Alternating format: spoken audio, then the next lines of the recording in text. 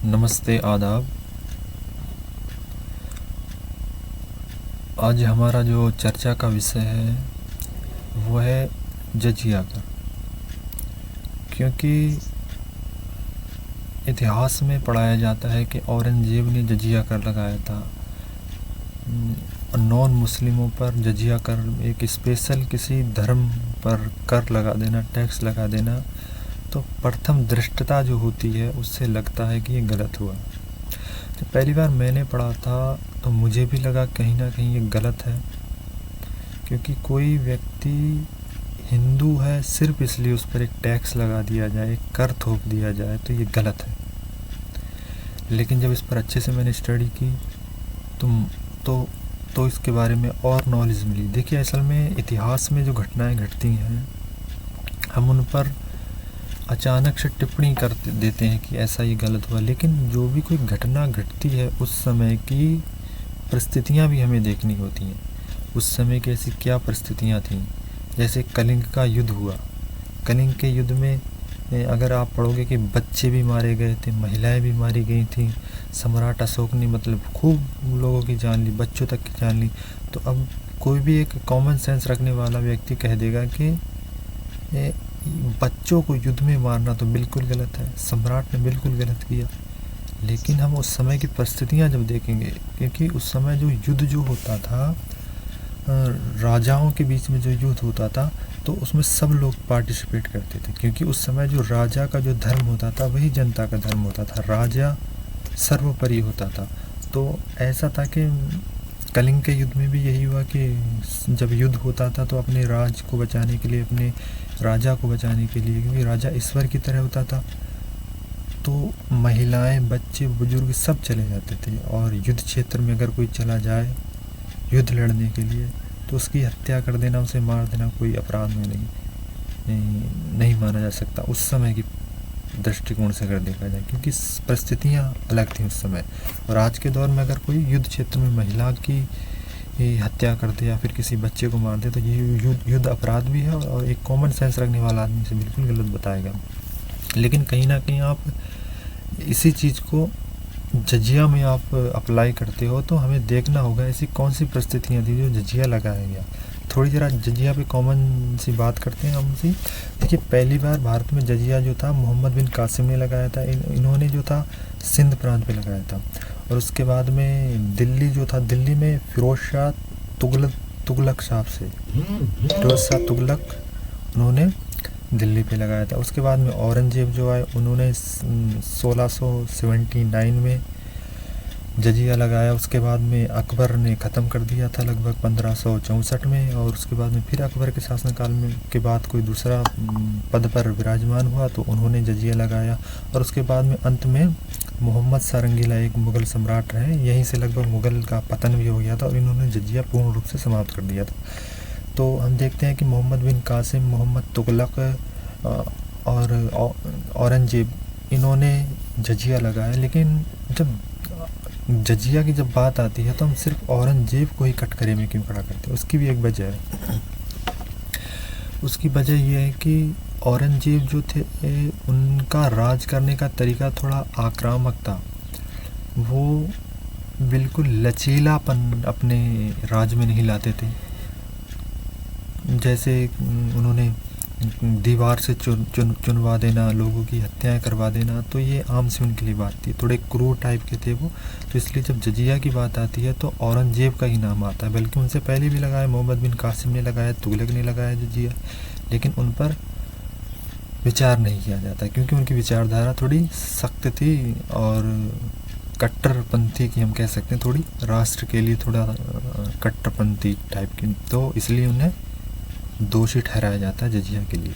लेकिन हम उन परिस्थितियों को देखें कि जजिया क्यों लगाया था तो हमारे सामने एक अलग पहलू खुलता है कि देखिए असल में मसला क्या, उस समय इंडिया में मुस्लिम पॉपुलेशन ठीक ठाक थी, क्योंकि बांग्लादेश नहीं था और पाकिस्तान भी नहीं बना था, तो मुस्लिम पॉपुलेशन बहुत अच्छी थी।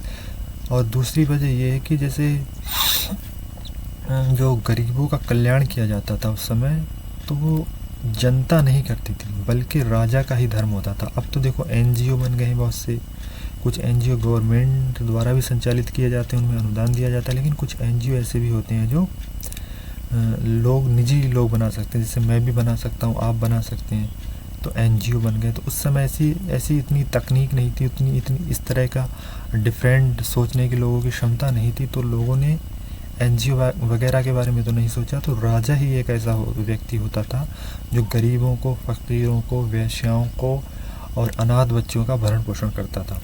तो राजा जब भरण पोषण करता था तो जनता भी उसमें क्या करती थी, कुछ पार्टिसिपेट करती थी। जैसे मुस्लिम बहुल था, मैंने बताया पहले कि मुस्लिम बहुल था, तो मुस्लिमों का ये होता है कि इनकी जो कैपिटल होती है पर ईयर की, मतलब वार्षिक आय जो होती है, उसको उसमें से अपना खर्च निकालने के बाद में जो बच जाती है उसमें से 2.5 मतलब 2.5% ये लोग अलग निकाल देते हैं, जिसे जक़ात सब से संबोधित किया जाता है, जक़ात। तो उस समय क्या होता था, और जो जक़ात होती है वो गरीबों को दी जाती है। तो उस समय कोई गरीब को डायरेक्ट नहीं देता था इन हैंड, तो राजा के खजाने में हो जाता था, राजा के उस खजाने में, जिससे जनता की और गरीबों की, खासकर गरीबों की, अनाथ बच्चों की सेवा की जाती थी। तो वो डायरेक्ट क्या करते थे, वो ज़कात राजा को दे देते थे। और जो राजा होता था वो सब गरीबों को देखता था, मतलब सब फ़कीर जितने भी हैं, चाहे वो हिंदू हो या मुस्लिम हो या फिर बौद्ध धर्म से संबंध रखने वाला हो, किसी भी धर्म से संबंध रखने वाला हो, तो राजा सबको एक नज़र से देखता था और सबके लिए खाने की व्यवस्था, रहने की व्यवस्था, सोने की व्यवस्था सभी राजा करता था।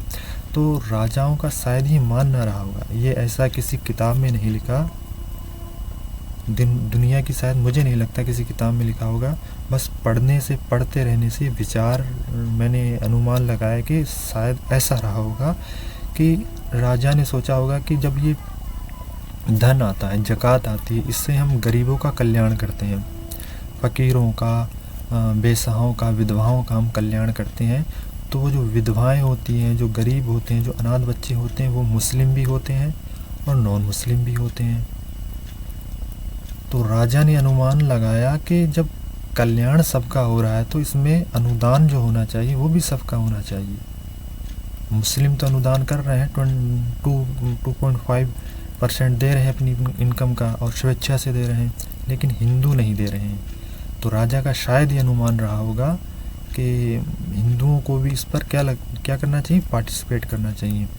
तो औरंगजेब ने और भी मोहम्मद बिन कासिम और तुगलक ने 2.5% क्या कर दिया, नॉन मुस्लिम जितने थे, हिंदू, बौद्ध, सिख, जैन, पारसी जितने भी थे, उन पर 2.5% जजिया नाम से कर लगा दिया।